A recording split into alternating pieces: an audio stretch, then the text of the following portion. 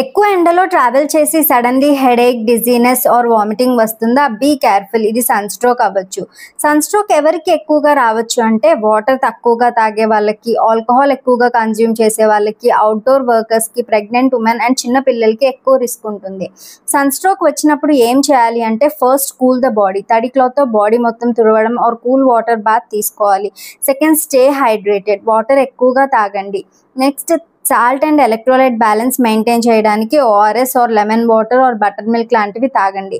బయటికి వెళ్ళడం అవసరమైతే మాత్రమే వెళ్ళండి. వెళ్ళాలి అంటే cap, umbrella or sunglasses వాడండి. ఇంకా loose and light colour clothes prefer చేయండి.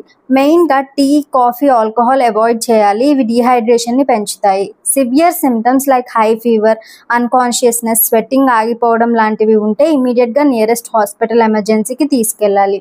సన్ స్ట్రోక్ డిలే చేస్తే సీరియస్ కాంప్లికేషన్స్కి లీడ్ అవ్వచ్చు. Stay safe and act quickly.